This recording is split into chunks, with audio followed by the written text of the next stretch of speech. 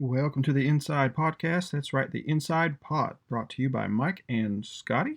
Uh, Maybe another name later. We'll see how that sticks. But for now, that's what you're listening to. And we're going to be talking to Mike in just a few minutes.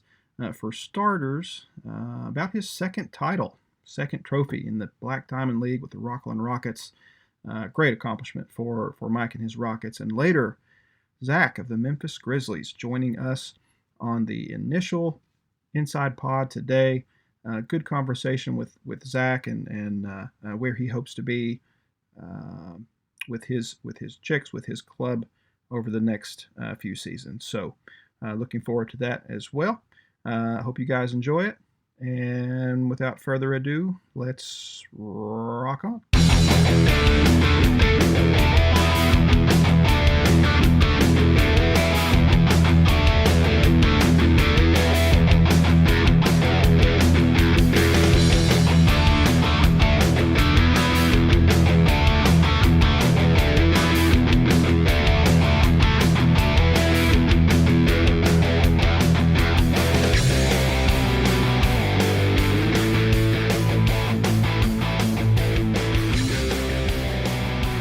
Hello, Black Diamond Universe, and oh my gosh, we are, I was going to say back on the air. We're not back on the air, Mike. We're just on the air.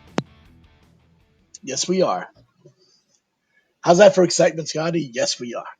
Yes, that's not really what I was looking for out of the gate, but, we're just rolling with this, and we'll see how it goes. Yeah. So, hey guys, it's been a while. Haven't had a podcast on the BDL radio airwaves for, actually, I think it was about a year ago exactly, last December. Dad and I interviewed Matt, if I recall. That's the last time that we've seen any of us on the air. So, yeah, Mike and I are just getting together here and trying to launch something new, trying to have a little fun. Hope you enjoy it. Don't know how it's going to go. Might suck, might be awesome. We might just pat each other on the back for 2 hours.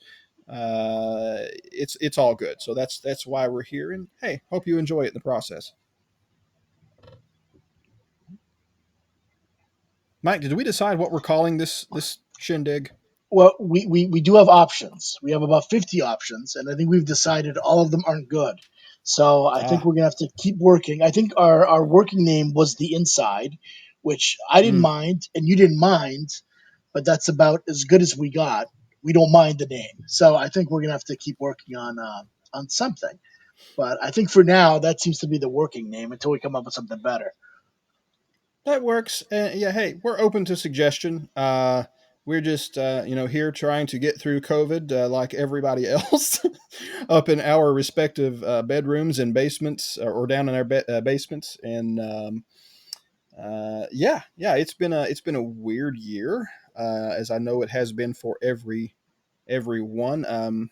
Probably by the time you hear this, it will have turned the calendar over to 2021. So hopefully we are in for better things. We're in for an uptick in baseball, in all sports, in life in general. But we'll see what this new year has to bring for us. But yeah, I think I really miss BDL media when it's not around, when it's not on the air. Um, I like talking about our leagues. It's a lot of fun. It's still, I consider this my primary hobby. So it's just fun to get together around a microphone virtually and shoot the breeze. Yeah, I think TMO back in the day, and when Craig and John did that video podcast stuck in the Ivy, and the Pony Express, it's those types of things that make this league special. So I think it's a good thing that we're gonna try to get some of that going again. Yeah, I agree. I agree. Loved my TMO days. I don't want to talk about it in the past tense. I hope that at some point Johnny and I can get something rolling again in some way, shape, or form with that. But for the time being, guys, this is us, and we're going to try to have a little fun. So Yeah, you are here with us on the inside. That's a Van Halen reference in case you didn't know that. Maybe Joe, maybe let's see, who else is a hard rock guy that I've learned? Maybe Matt. Matt seems to be a hard rock music kind of guy. Yeah, but that's a real deep reference. I don't know how many of those guys That know is a that. that is a deep reference, and Yeah, probably very few. Joe might. Joe I might. based on conversations I've had, I think Joe stands a chance of having gotten that from the get go. Yeah, Um, Probably no one else, unless no, that's probably it. yeah. I think so. Like we're But looking like on the yeah, ninth track on 5150. This is not something that is gonna get too much response from normal folk. 90% of the board is like, what's a Tell me. 5150? Yeah, that's exactly what I'm saying. Yes, yes, Ah, California Police Code for the criminally insane. yes. And 514, or maybe it's LA County. It's something like that. I think it's LA County. Yeah, I think so. Hmm. Well, And I guys, believe that was a you're reference to a group in wrestling a couple years after that they stole it. But beyond that, that's all I know about it. we should start a wrestling segment on this podcast and just see how far our ratings drop. Oh, the people love it, Scotty. People absolutely love it. What would Vince do? That's what we'll call it. There you go. There you go. Yeah, people love that segment. We have to make sure to Uh, put that at the end of the show just to make sure people listen to some of this. uh, so speaking of the end of the show, here's kind of the format that we think we're going to try, at least here in the first few shows, guys. Of course, we're big BDL guys, and Mike and I we're big hoops fans too. So there's going to be like 80% BDL talk. There's going to be maybe 20% BDBA talk, and we'll try to tack that on to the end of the show when there's BDBA content for those of you who aren't interested in sticking around for that. But big baseball fans, big NBA fans. So that's just kind of what I think our primary interest is in talking on this show. So that's what this is going to be about. And yeah, that's the longest intro I think we have ever tried on BDL radio for any show. But hey, I'm just stuck up here in my Zoom corner in the bedroom, trying to take up time, trying to entertain myself. And I don't know why you're here if I'm trying to entertain myself. We need Yeah, it's a good point. That's a really good point. I've been awake for 5 hours. I'm in my basement. Nobody else in this house is awake. I just need something to do. So, hey, 5 hours. let's. Yeah, it's 11 a.m. I've been up. I was up at 6 as I normally am. So, and the rest of my family would be up at about I don't know 1 o'clock in the afternoon. So, which is fun. Okay. Okay. Whatever. The Figure key it to a out. happy marriage is not seeing each other, Scotty. That's all I can tell you. That's the key to a happy marriage.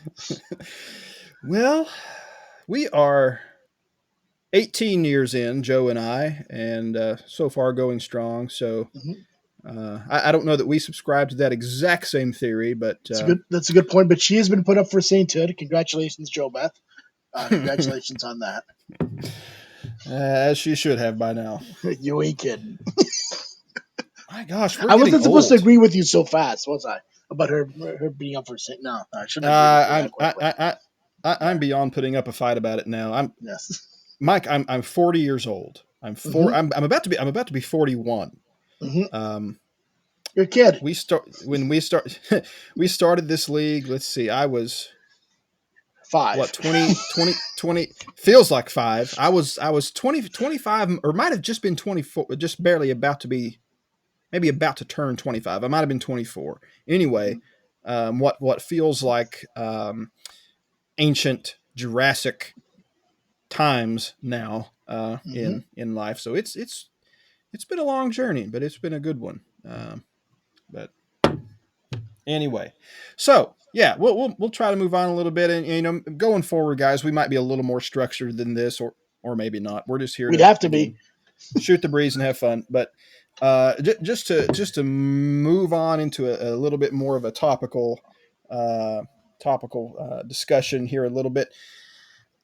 Mike, of course, you co-hosting the show, kind of good situation for the first show, considering considering you are our newly crowned 2020 BDL champion. Now two-time champion in the BDL. By the way, you're listening to two-time champions. We consider calling this show the Deuce, but we had second thoughts about that after further study. Um, but in any case, congratulations. I'm glad to have been eliminated by the playoffs from or by the eventual champion. I I am was glad if to I eliminate you, Scotty. I'm sure that you were. If it was my destiny to be eliminated, I'm glad it was by the person who now wears the crown.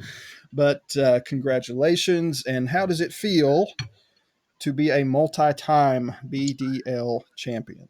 That is an excellent question. It's something I really haven't given too much thought to, just because my team has failed in the playoffs for so many years. The winning last year felt more like of a relief than of the way I felt when I first won the title, to be honest with you. When I first won that title, like I beat Bill in the final, I was basically taking out Darth Vader. That's the way I looked at that title. Uh, basically the entire league was cheering for me. I almost felt bad for Bill. Like you basically had 14 not teams that weren't in the final cheering for me to win, and then you had him. So that felt really, really good. The title last year, 2020 is just such a weird year with COVID. And, I know we had the whole should there be an asterisk, on the title for whoever wins. And everyone said, I know we shouldn't. And we probably shouldn't. But the championship was different than it would have been in any other year.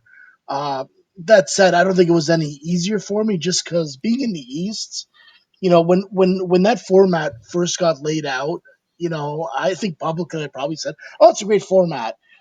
In private, I probably looked at that and said, "Oh, what the hell is this?" So wait a sec, I got to beat Bill, and then I got to go through Matt most likely, and then I probably got to beat Scotty just to get to the finals. Like this is obscene. Like no playoff would ever be this hard to go through all these teams. Uh, the one good thing is I got Joe in the final, which was such a relief to not have to worry about winning. Like this makes it so much easier. Thanks guys for doing that for me. Well, But yeah, so yeah, after the gauntlet that you had to run, I mean, it was just a it's the consolation least prize to have Joe in the finals. it's the least they could have done. Like I'm sure there's not a lot of wrestling fans, but I basically had to beat Hulk Hogan, Andre the Giant, Bret Hart, and then for the final, like two Doink. midgets came out of the ring. Yeah, doink 0-4. Oh, great, easy win time, guys. Sounds good. Yeah. So to answer your question, it feels good to be a two-time champion. It does feel Well, good. that's stupendous. I am not happy for you because it came at my expense, but in any case, yeah, as a two-time champ, I know the feeling. I understand. Been there, and that first title is that, or at least for me, was just that huge release of finally getting to that plateau after so many years trying to do that, and then number two. You just kind of start to build upon your resume at that point and show that you are what you said you were, and you're not a fluke, and you're as a competitor you're here to stay, and you're always going to be a force to be reckoned with, or in some form or fashion. So um, yeah, it's a good feeling. Uh, Mostly happy for you, although not 100%, but it is what it is. um, but I mean, what do you see? What do you see your odds for a repeat as we move into 2021? Do you think you're well positioned? And we don't have to get too deep into the weeds on this show. We'll save that for another follow up. But just in general, I mean, do you feel that you were the best team last year, and that it played out the way it was supposed to play out, and you're moving into 2021 kind of with that strength and that momentum, or is there work that you feel you need to do? I mean, what do you think your positioning is moving into 2021? Yeah, that's a good question. In 2020, I think my team played the best. I'm not sure if we were the best team. I know in round two I played Matt, and I think that was a 5-5 tie that I went through on a tiebreaker. And his team, which going into the season, I think most would have considered his team the favorites. I know his team during that period. had all sorts of issues with the guys missing games and that sort of stuff. And that's just baseball. That's going to happen. So is my team like the favorites going in? I wouldn't say that. I think my team, as they normally are going into the season, is one of a few teams that have a real chance to win going in. And I think my team has basically been that way, like basically for the better part of the last decade. Like I've set this team up to go into each season as a contender, and then come Yeah, mid-season, I can adjust. Like if the team underperforms and it's time to sell off, your older guys. Like as an example, if I don't have a really good year this year, at the trade deadline or before that even, I'd probably move a guy like a Nelson Cruz to a team that's going for a title or that sort of thing. And if you the know, team is in compete mode, I would go at its deadline. truly, I think we have two GMs in the BDL, um, that are masters at reloading rather than rebuilding, and that is, or those are you and Bill of the Damage. Um, the damage may finally be near the end of the rope on that cycle. I think they're going to have to rebuild fully sooner than later. But That's something we've said many times before, Scott. that was my next point. I have lost count of how many times that sentence has been typed, uttered, broadcast in any form in this league. It has been said many times, and it has never been proven true so far. So I may be wildly wrong, but you have this masterful way of never really having to rebuild. You simply reload, and your first title came in, was it 2011? Is that correct? That sounds right. Yeah, 2011. I Yeah. think so. Bill, the Damage won in 9 and 10, and you stopped his three-peat attempt in 11, if memory serves. And Yes, that sounds right. so it took you. I just say that to say it took you 9 years, 9 seasons to follow up that first title with number two. And Mhm. looking back on that 9 year period, I think that's extraordinary. That Yeah. it took the Rockets that long to reap, and that's not a knock, by the way. That's a compliment, because of just what I'm just the point I'm making. You always reload. You never rebuild. You're always competitive. You're always there in the playoff picture. Some years more strongly than others, but just by sheer it's almost just by bad luck that it took you 9 more years to win number two.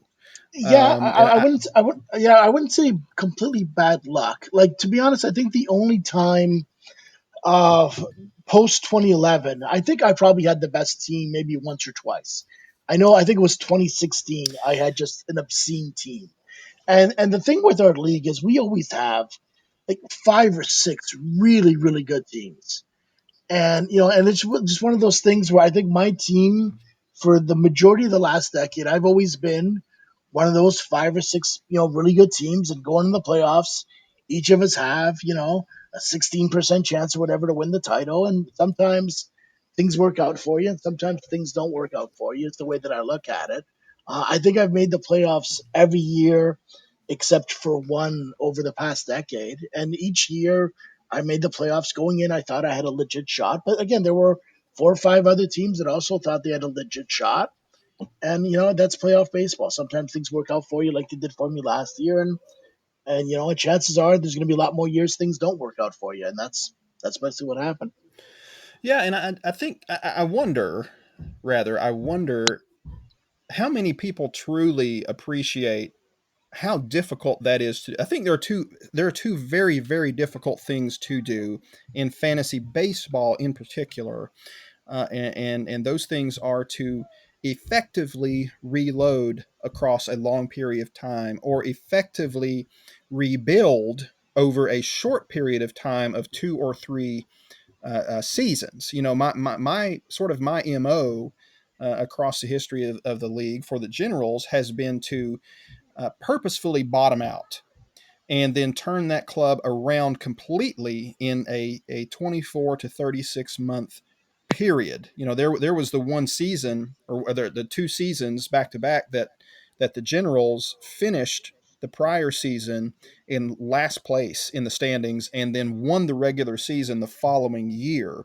When you can effectively flip that switch, um, that's not just happenstance. That is a really hard task to accomplish. It's a lot harder than And what I've done, honestly, Scotty. To do I'm that, I not. think it's a I'm lot not. harder. Well, I'm not sure about that, but my point is, both of those tasks are incredibly difficult to take a 2011, because the landscape of fantasy sports changes so rapidly.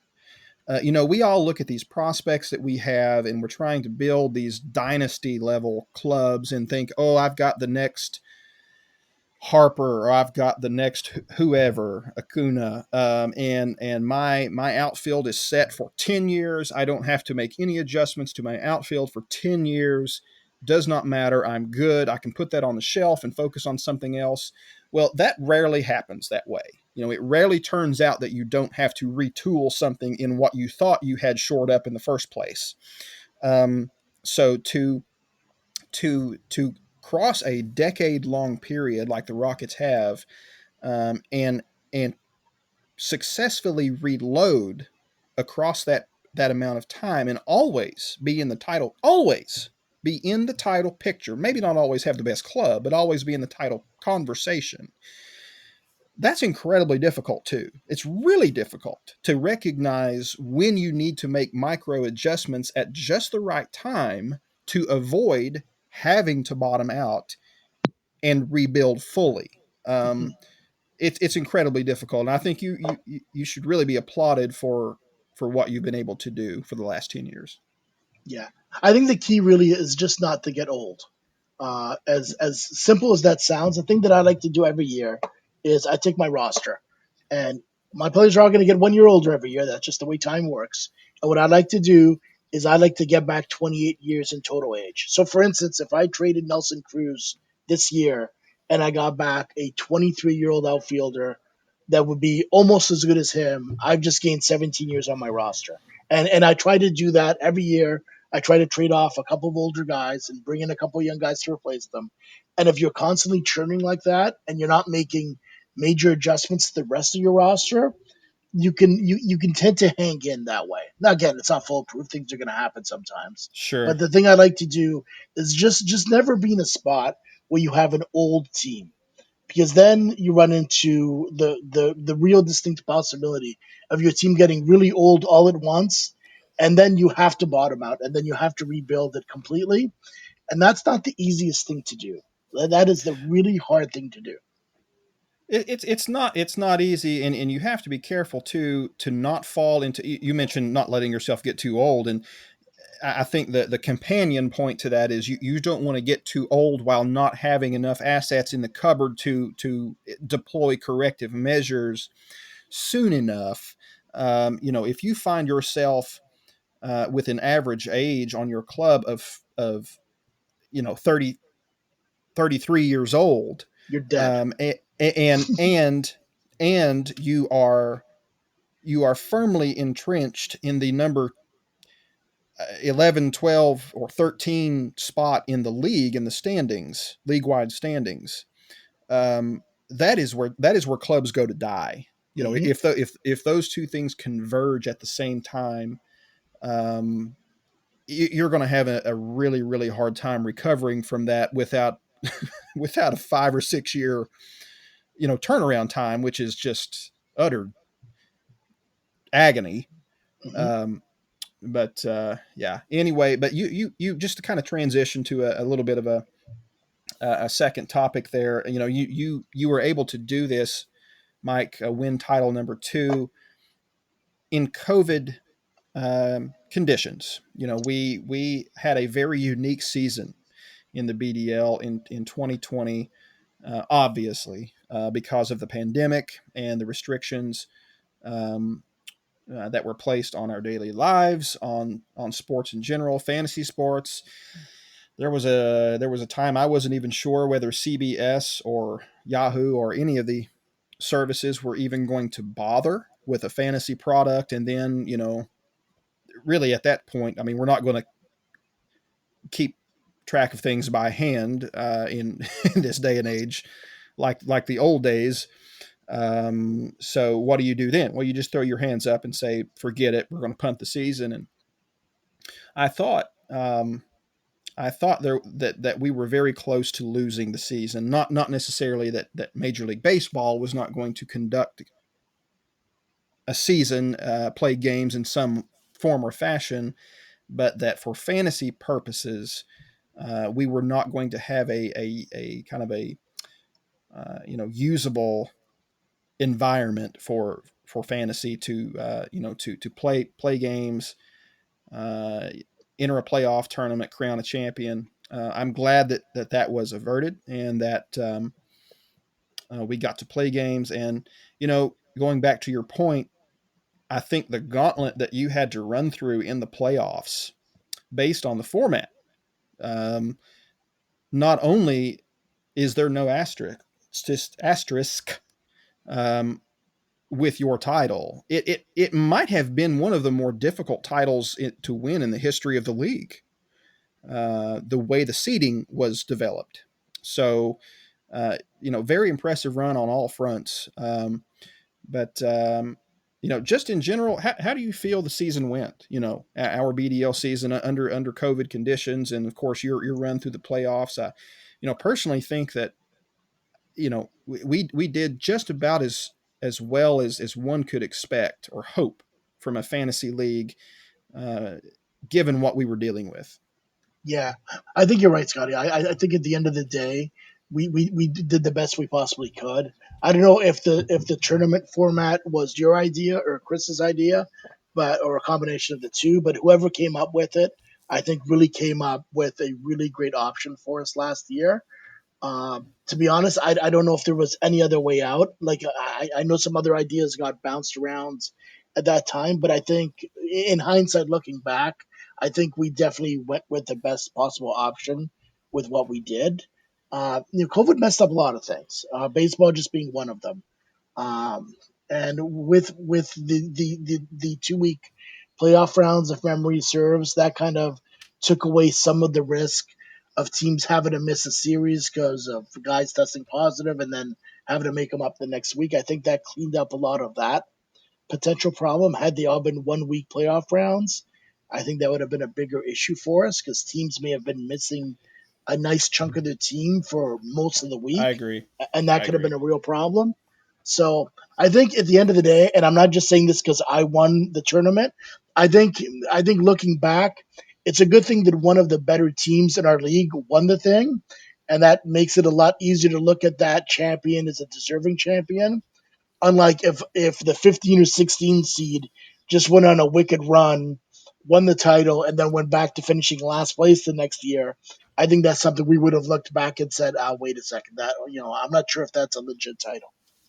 Yeah, yeah, and I'm very much a traditionalist on many things when it comes to our way of playing fantasy baseball. And I can't say that the my initial reaction to thinking about a 2 week matchup period format really excited me all that much. I don't like to deviate a lot from kind of how we normally do business. I think tradition and history matters in what we do. It allows you to compare, eras of the league against each other very well. It's a very apples to apples sort of thing.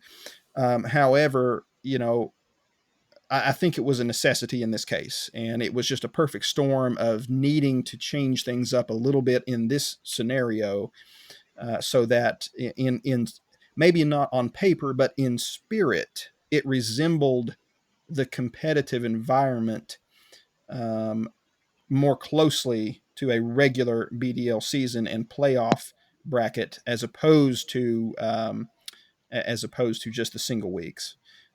So I do have to give a lot of credit to Chris for our format last year. He did come up with the bones of the structure. I think I might have looked at the proposal and tweaked maybe two or three things minorly, just to suit. But he came up with largely the framework there and presented it, and I thought it made a lot of sense for us, and so he is to be certainly commended for that format, for that proposal.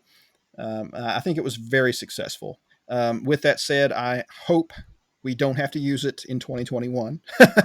But if we do, we know that it's there. We know that it works, and I'll be comfortable doing so. I agree with you. I'm hoping baseball can run as a normal season. I'm almost expecting it will. I think with what the NFL did, and them being able to run their league with some problems but not many problems. The NBA now is 2 weeks into their season, and they had the issue with Houston right off the bat, but outside of that, things are going pretty well. So I'm kind of hoping baseball can run a pretty normal season with just the odd flare up here and there that they're gonna have to tweak the schedule a little bit, but nothing that should impact us too much. I hope. Yeah, the I hope baseball follows the NBA's lead a little bit on deploying those strategies to have a successful season. I think the NBA has been the poster child for how to do it. They've written the textbook on how to do it in a pandemic, and successfully, and protect the players, protect the community. Um, they've done a fantastic job, and I don't know how much of that you can really replicate in a major league baseball environment. It's not apples to apples at all, but hopefully there are things that are cues that they can take to try to put on as complete of a season as is possible. Agreed. Okay, Mike. So we did actually have an opportunity to bring in a first guest for the inside on this initial show. So we're going to sit down just for a few minutes with Zach of the Memphis Chicks, and we're going to fact check the Chicks a little bit and see how close they are to really competing, or get Zach's take on that rather, and talk about that a little bit, and really just kind of say hello. And Zach's been around for more than a year now. I mean, he's not a newbie, he's not a stranger, but we haven't really had a chance in the league in a media setting to sit down and say hello and kind of meet him in that way. So we're going to take the opportunity to do that now. So without further ado,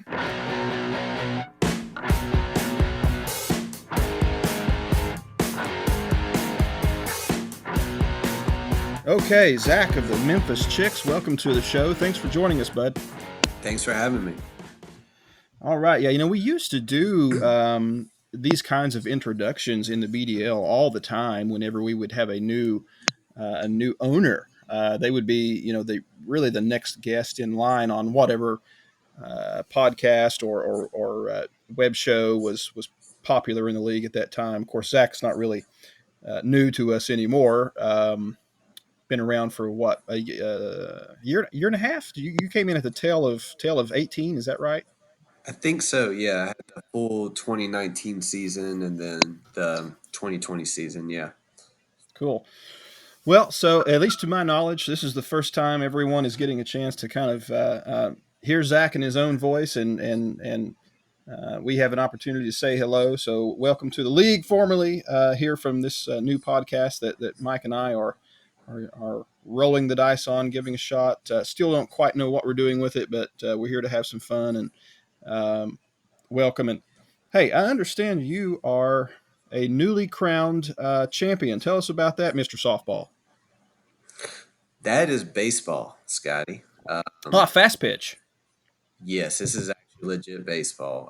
That was Legit. probably the highlight of my 2020 year. We had a 21 and up league that was all composite bats, and it slowly was folding with four teams. And this league is called the Hernando de Soto League, which is basically originated in Mississippi. It started in 1938, I believe, and it's still going strong today. And it's a Wow. 30 and up wood bat league.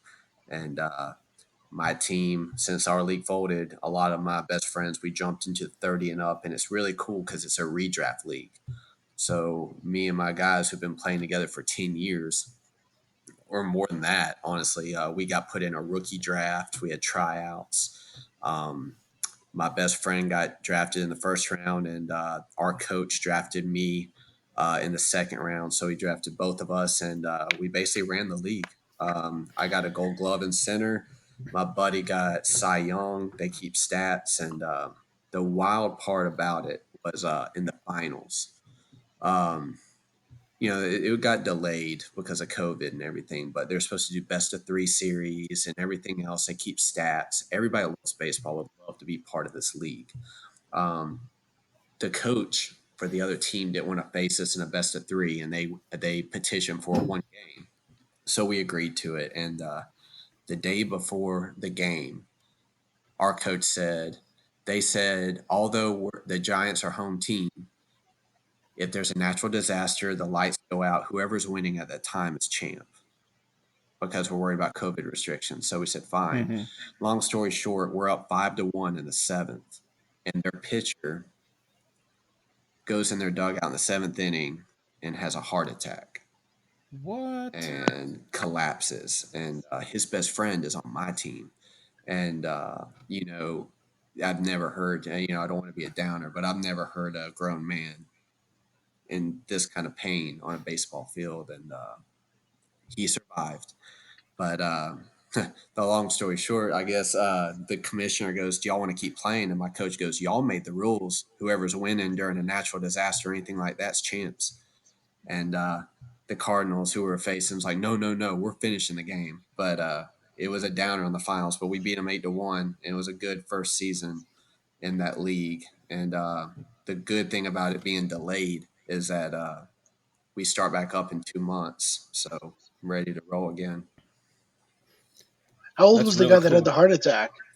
In his, I'd say late 40s, early 50s. So he got rushed out to the hospital, and he had a second heart attack during surgery, and they put a stent Man, in, and he survived. Our first baseman, his best friend, went with him, so he wasn't able to celebrate with us after the game. But we're going to try to get together next weekend. I'm in Mississippi, so the restrictions aren't that bad like they are in Memphis. I'm like 5 miles south of Memphis in a different state.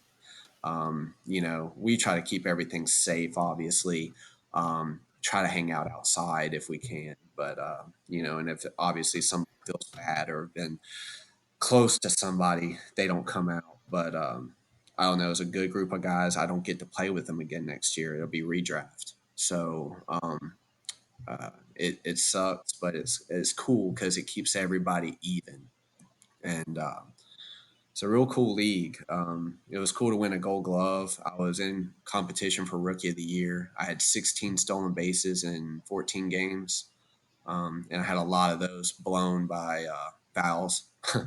And I hit, I think, 351 for the season. So it was a good first season for never using a wood bat. Also, Listen to Ty Cobb over here. Yeah, we used to have several recreational leagues, baseball and softball, around here like that. A lot of that interest has just dried up in my region. I don't really know of a quality league like that anymore. I'm not sure that I would have the time to play if one existed. I did participate in an exhibition tournament for charity. I guess that was summer before last. Man, that felt good. Had one home run that game.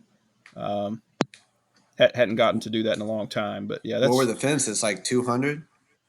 I think they were more like 112. 85 feet, 85 feet from home plate.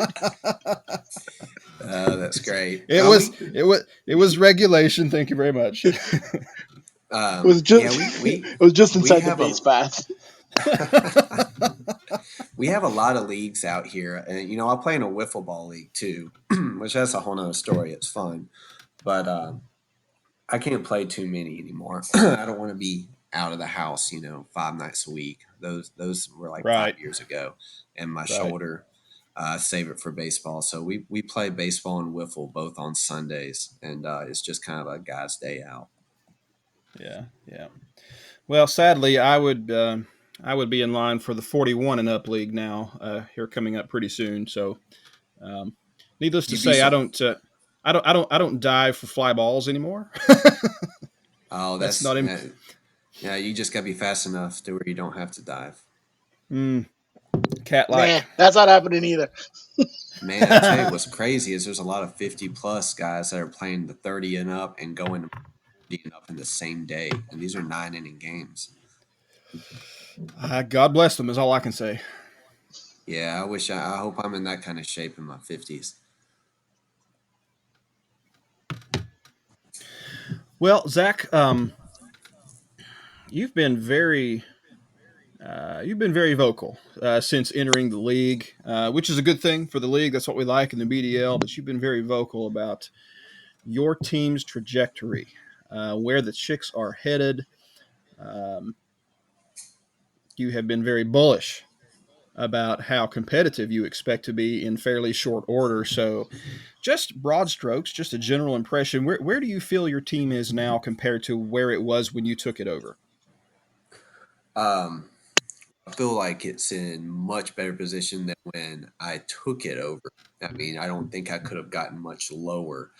Um, when I took the team over. I really don't know. I mean, obviously, the guy that previously owned this kind of was huge on the Braves pitching farm system, which I am too, which was a big highlight of grabbing this team. But the offense was terrible, and it's more of just a waiting game because the potential I have in my pitching is going to get there, and it's almost there now. It's more building the offense now, and being patient and not selling the farm when the farm is my future. So it's one of those like, okay, it's going to be another year or two, or whenever these guys blossom, and last year was supposed to be the year that some of my big guys got called up, and some of them did, but a shortened season, some didn't get that chance to get the reps in and get that call. So it might be, in my opinion, one more year until I really feel the full force of the team. And of course, your team's going to eventually crumble with that. Um, so Okay. that's kind of where I stand at the moment. I mean, it depends, also, are we starting baseball in May? Are we going to have some type of crazy setback? Is it going to be in June or July? And then all of a sudden, it sucks because I've prized prospects, top prospects that are not getting their reps in. Yeah. Right. And I sent you myself what two or three or four uh, of those prospects late last season in my playoff push. I guess the highlight probably would be Clark Schmidt. Looking back over the roster, I'm trying to recall that trade, but Oh, do you you? got the cheater Cano that probably won't play next season. Oh yeah, well you when you're in the throes of the playoffs, you do what you have to do and learn not to have regrets. I mean, that's just part of the Sure. game. You ship off guy like Mercado there that I sent you. I see on your Hmm. roster. I had housed him in my minor league system for gosh probably 4 years. Waiting on that guy. I knew he had something special to potentially be a blue chip type player. We'll see what he transforms into. I think he has a chance to be pretty good. But you hold on to those players sometimes for years and years. And then when the time is right, even if you're attached to them and you're wanting to see that fruit, you know, play out. You have to make the moves that you need to make in order to make yourself as strong as possible when you have a chance to win a title. I mean, I think that's the one thing that I have found in this league is that it is so bloody competitive that you cannot afford to not take that step. Even if you lose a 5 year, 10 year asset, you have to give yourself the best shot. And I think Mike now with 2 titles as well. There, he would agree with that. I've seen him do the same thing over and over. Yeah, Well, I think Scott. Go ahead, Zach. I was going to say, well, that trade was a no brainer. I gave you AJ Pollock and Robinson Cano. I got Schmidt, Mercado, and I want to say I got a draft pick. Or you had no, Probably. I think something like that. But It was you Jackson know, Rutledge was the third guy you got. oh, was Oh it? gosh. Yeah. See, and that Yeah, was that looks such. bad now. Yeah, because I mean the thing is Cano was playing so well, and it's just like what's going on here? Like he's getting older. When's that next injury going to happen? And it was a no brainer for my team because I had no chance of winning that year. So yeah, it was a good trade for both of us at the time. Well, and Cano was playing really well last year at that time, and I know just speaking from experience with the two titles that I have, especially the first one, which was such a squeaker against the Crawford Cramps. Um, Sometimes it's one or two or three RBIs or runs that will make the difference in whether or not you have a trophy on your shelf or not, and that's just part of the game, Mike. It really is. Yeah, I think the key really is to know if you're going for it this year. I think the mistake that some teams make is they're really good going forward and selling off their assets at one time to make that big move.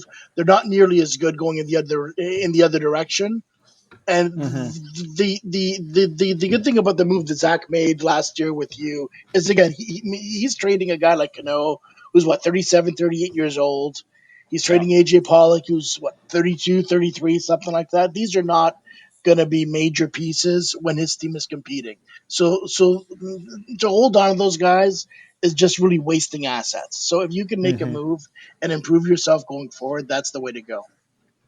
Yeah, Zach did what you're supposed to do in that position. If you are, if you have a team that is, in the bottom 50% of the league, and you're looking to make, moves and pair yourself with playoff title contenders, who are just looking for that extra inch or two or three of momentum, of statistical punch, to try to bang through a playoff round or two.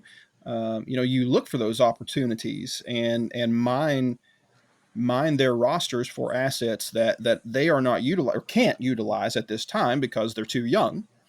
And you take advantage of that. And that's not to say that the contending team doesn't understand what they're getting into, but you look for those happy marriages in the moment. And yeah, sometimes it works out, sometimes it doesn't, but you have to put the dice on the table. Hmm.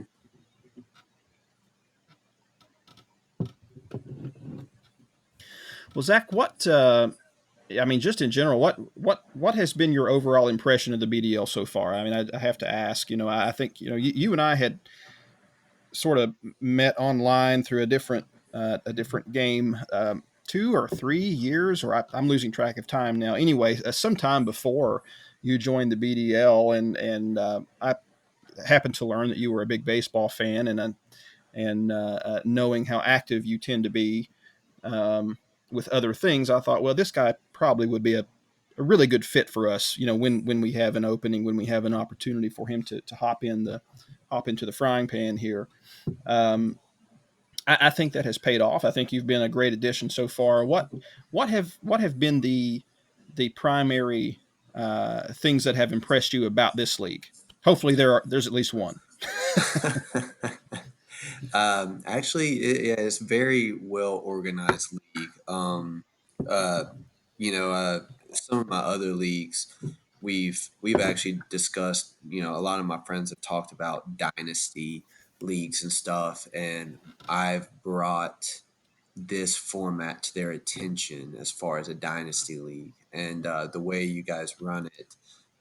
It takes a lot because obviously we talk about last year's debacle with Yeah. roster spots and everything else, and you got to kind of keep everybody on tabs with that. And I tell all my friends here in Memphis, how you guys run a dynasty league and how it can't be like football. Yeah, the rosters have to be so much deeper, and I think all my friends get scared and run away from a dynasty league in baseball because of how much work it takes and overlooking rosters and the honesty policy of people. Seems like you guys have a really tight knit group of friends that that you really focus on this league and everybody takes it serious, especially for it not being a money league. Because you get people that there's no money involved, they just tend to not care as much. Whereas, you guys, obviously really care and want to win this. You have a very active board that you discuss on, which, I'm still getting used to that. That app works out a lot better than me being on a desktop. But it seems like y'all run very well as far as like, potential rule changes in the off season, everything else, giving out all these types of awards and, these podcasts. I mean, it shows you guys really love baseball and that you have a tight knit group. So it's good to be part of, as I get to know everybody over the next seasons and everything else. Well, it's great to have you, and I hope that we have an opportunity collectively to, at least half the league or so, maybe to get together again sometime when the world gets a little back to normal. We in prior years have held BDL weekend activities in various cities, mainly eastern on the East Coast. But I would really love to do that again when it's safe to do so. Lord knows when that will be. But um, so just looking ahead to this season, and let's just make an assumption that this season, for fantasy purposes, will it may not be exactly normal, but maybe it resembles a normal scenario, at least more so than last year. Mm-hmm. What do you see as the plateau for the Chicks in 2021? Hmm. Do you feel this is the year you take a larger step to become a lower tier playoff team? Are you still knocking on that door? Where do you see yourself this year? I think I have some very big question marks. And if the question marks come through, then I think I will compete to make the playoffs. Now, those question marks would be like Alec Bone. Is he going to have a sophomore slump? Or is he going to come out and rake like he did last season? You got J.P. Crawford. I didn't know if he was going to be anything, and he ended up being decent. Are we going to get the Margot that we had in the playoffs last year? That's going to steal a ton of bases and get on base finally. I think Kyle Tucker's there. I think he's going to be a beast. Love Um, talk, Kyle Tucker. yeah, and I think one of my biggest question marks, and it's probably going to be a no, but can Byron Buxton stay healthy? Nope. He came in strong at the very end of the season. The guy needs to quit playing so hard. The guy has potential, still 40 plus bases, and hit quite a few home runs in that lineup. So that's another big question mark. Pache coming up, I think he'll be a good baseball player. And that's just hitting. I think that those big question marks right there, if they all hit, I'm definitely competing because I think my pitching is going to be there. But that's saying that there's no injuries and everything else.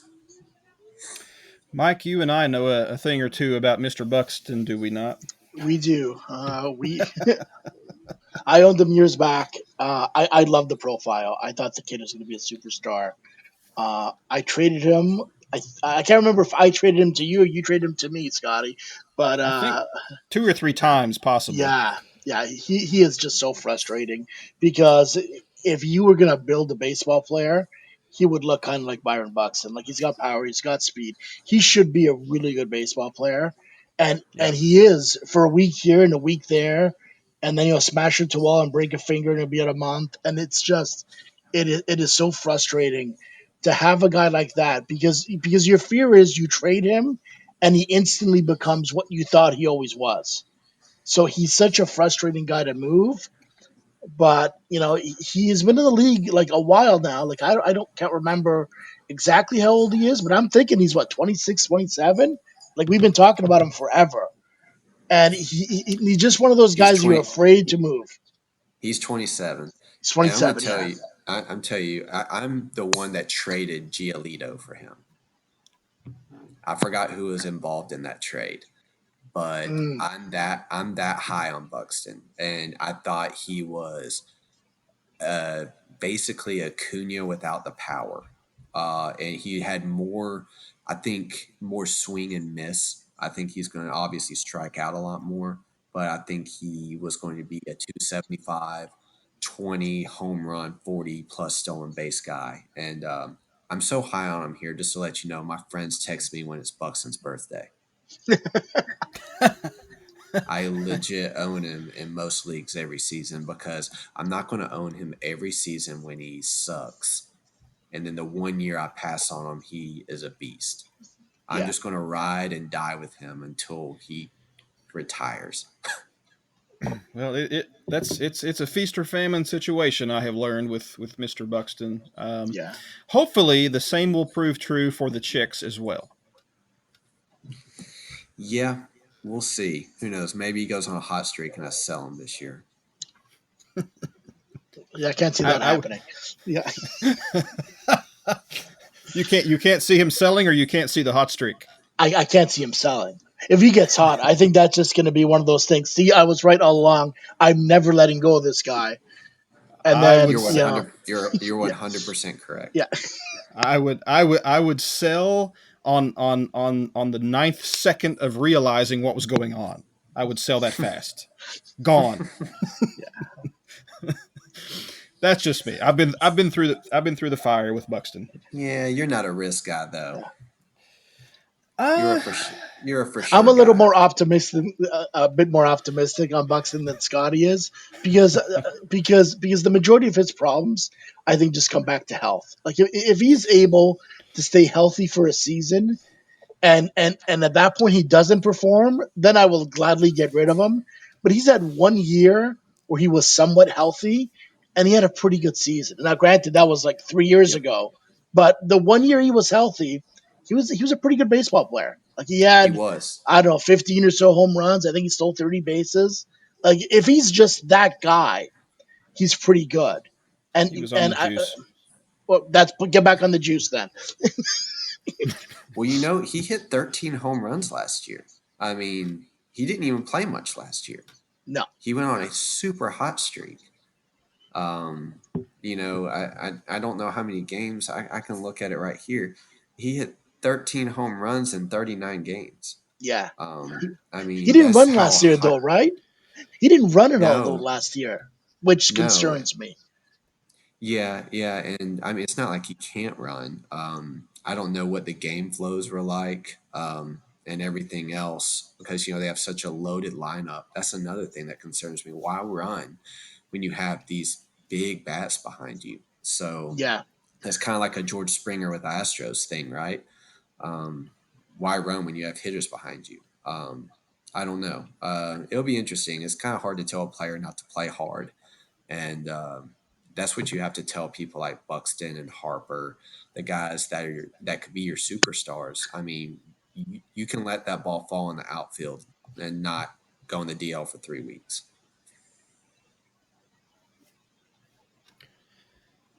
Good deal. Well, Zach, I guess we'll just wrap up with this question. Who do you see, or do you care to make any prediction for our 2021 champion? Who do you see as the front runner for this season? Ooh, I'd have to actually go through and look at the teams to really make that assumption. Of course, I would never vote for you. Um, Fair. um, I mean, if you're going to win the division, win it now because once I completely build my team, there's going to be a little bit of dynasty in the South. So just take advantage while you can. Get all your Canoes and AJ Pollocks while you can. Um, I don't know. The Cramps seem to always do a very good job. Um, I don't know.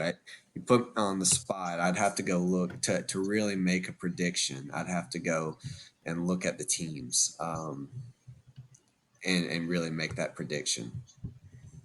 Fair enough. Well, you continue to build around Buxton. I'm not going to worry about the chicks too much. But in any case, Zach, thanks for joining us. It was fun, and hopefully we can have you back again soon and check in, see how the season is going here in a few months for the Chicks. Sounds good. Hopefully, we have a full season. We're all hoping for that. Yep. All right. I appreciate it. All right. Thanks, bud. All right. See Thanks, you. man.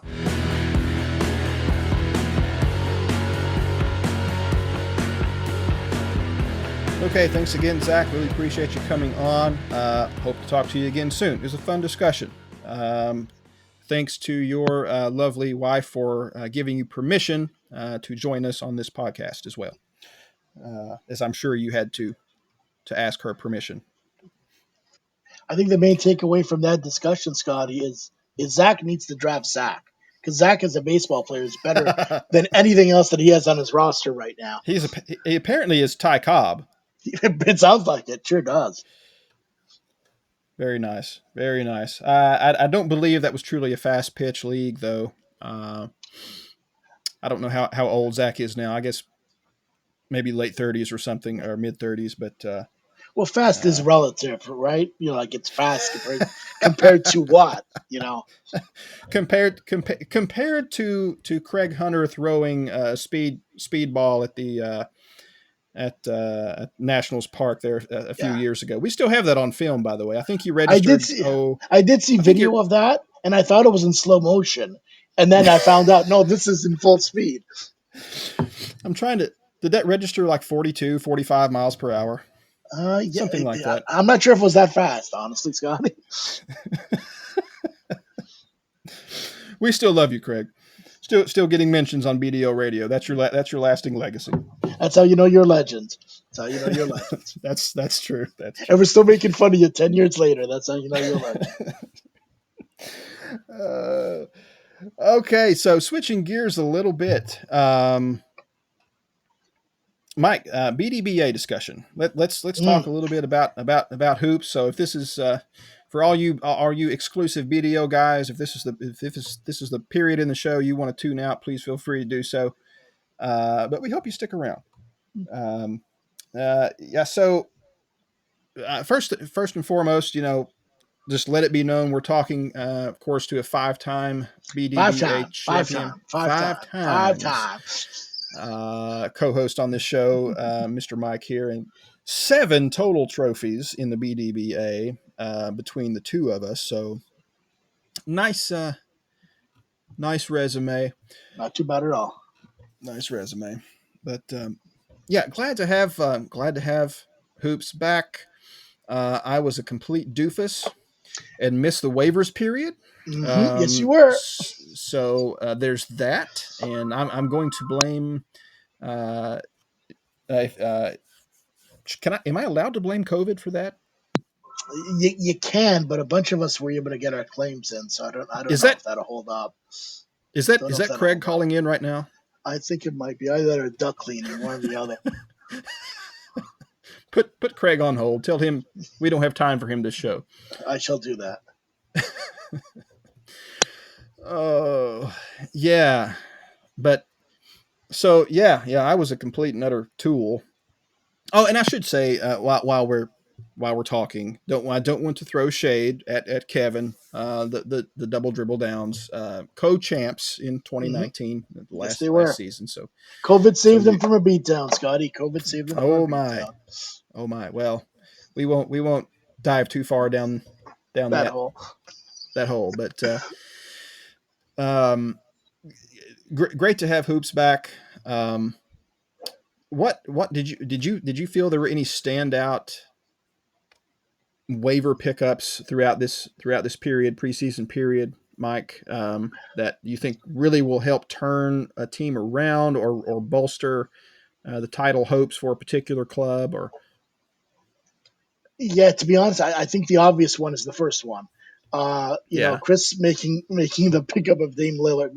Now how that happened, how these guys were cut. Like, I know on the forum, I think it was Justin that cut a couple guys, I guess not paying attention to the rules changes, and then telling us after we'd run waivers that, that was a mistake. It's like, that sucked. But it wasn't like we could undo everything that happened. But Chris went from the worst team in the league to maybe a pretty good team now, just based on a couple of the guys he picked up via waivers. So Mm-hmm. so that was big. The thing that got me was the night prior, maybe the night before that, I was on the phone with Tony, who for all that don't know is my brother-in-law, and we were talking about guys we were going to claim. And I know he put in a bunch of claims, and I had like 9 or 10 guys. And at one point, he asked me how many of the guys I thought I was going to get, and my answer was two.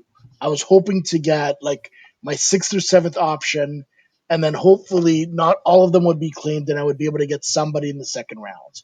That was my hope. And I woke up the next morning and I checked my email, and I think I'd claimed 6 players. And I'm like, how did this happen? And what am I going to do with all of these guys? So I got John Wall, and I'm pick 9. John Wall had no business getting to pick 9.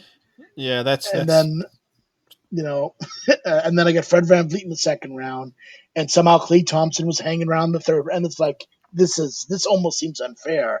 But I was happy and took the guys, no problems with that, and I'm sure Kevin was probably just as happy being able to add like a Draymond Green in pick 10, and I know he got another really good player. It would have been pick 20 had everyone got their claims in. But I think a bunch of us were really fortunate that I think 4 teams didn't put claims in, and we were able to really improve our rosters on that day.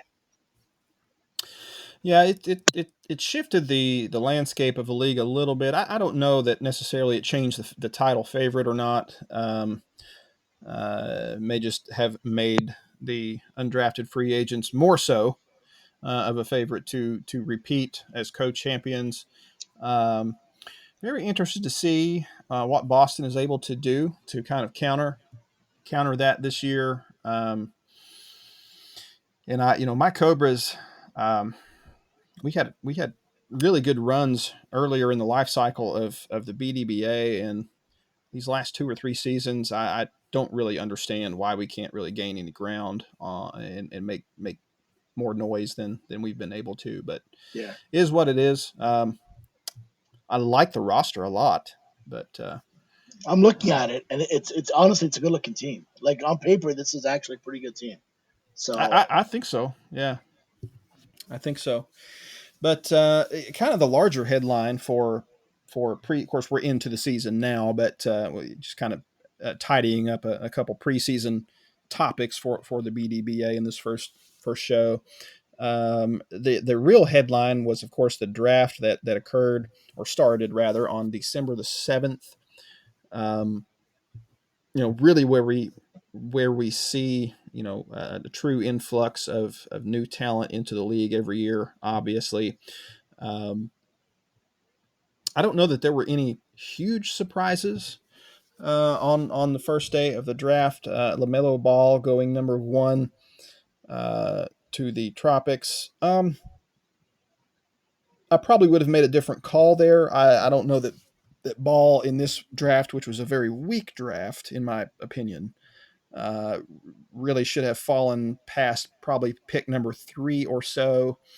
Um, number 1, a little bit of a reach in my view, but he's looked pretty good early on so far, professionally, and Lamelo is, I think, the type of player where he stands to either make a couple or 3 all-star teams in his career, or be out of the league in 5 years. I think there are equal odds for either scenario with Lamelo, and hopefully for the Tropics, it's the former, and he sees some real success there. That's jury's going to be out on that for some time.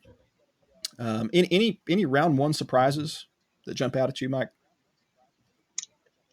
yeah, well, with Ball, to get back to your point, I was also surprised he went number 1. I figured he would go 2 or 3. This is a kid he could be a really good player in this league for a long time. He just isn't a good jump shooter.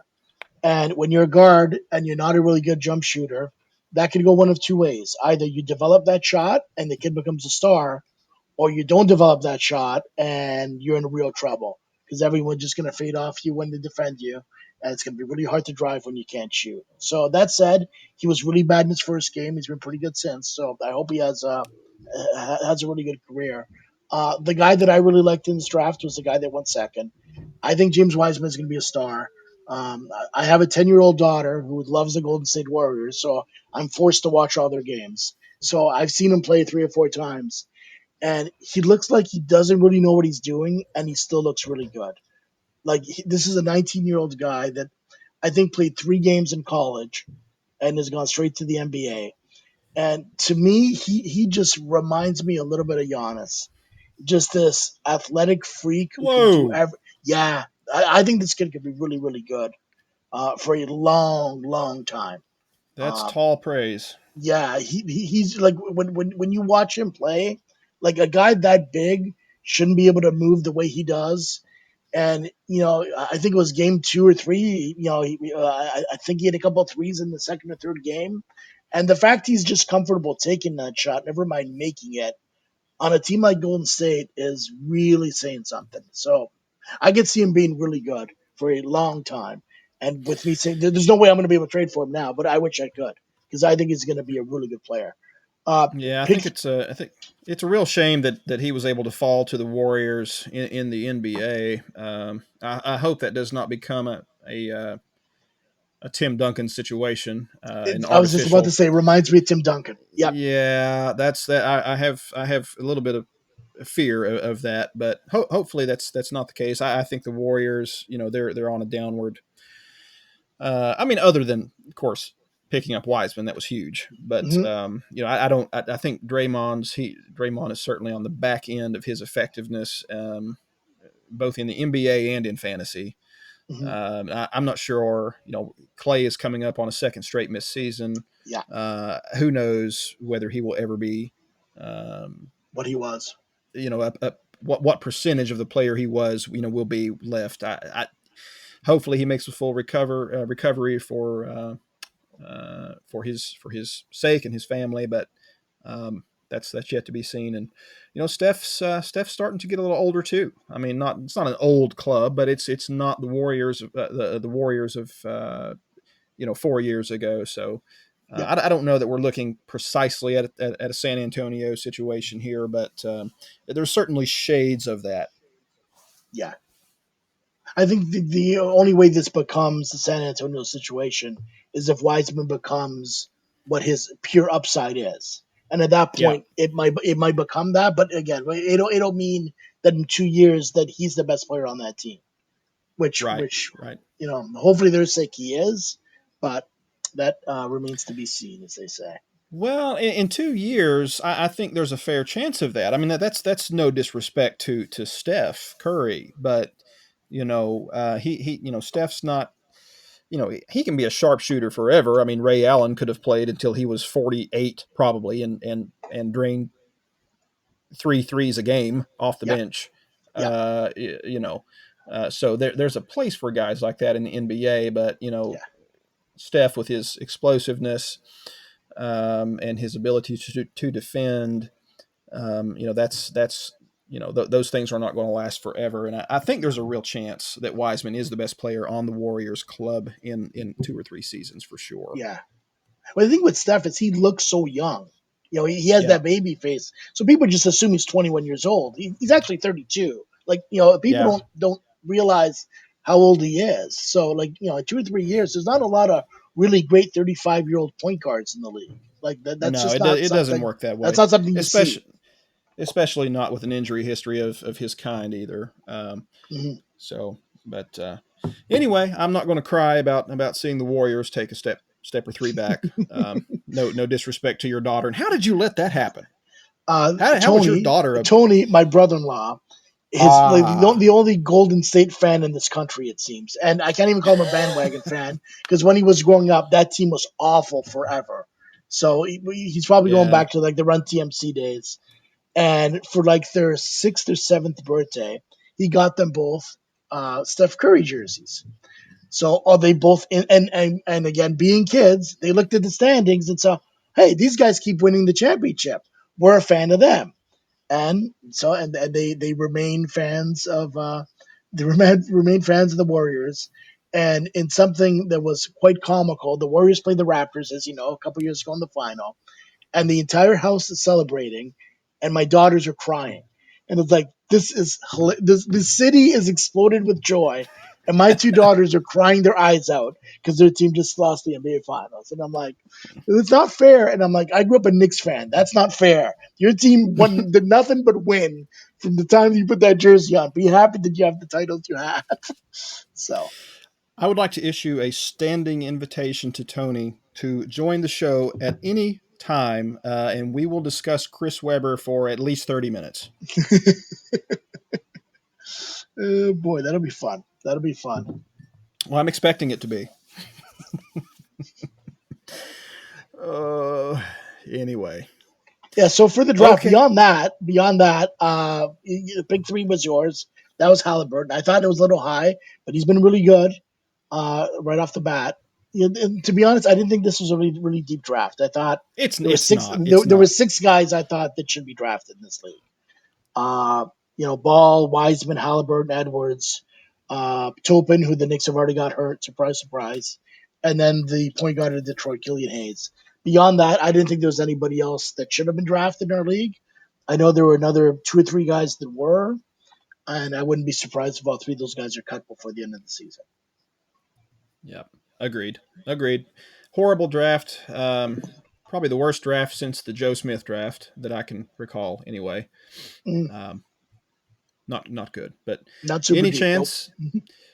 The 5-time champs, as you noted, passed in round one. If that tells you anything, didn't even want to waste a roster spot on a No, draftee no. this year. So, but in any case, great to have Hoops back, and it's great to be back on the air. Mike, really enjoyed this. Can't wait to get together again for another show. Again, appreciate Zach very much for joining us today. And guys, we're going to try to see you as soon as possible. So, Mike, really enjoyed it. Thanks, Scotty. It was fun, and hopefully we do another one soon. Okay, later, guys.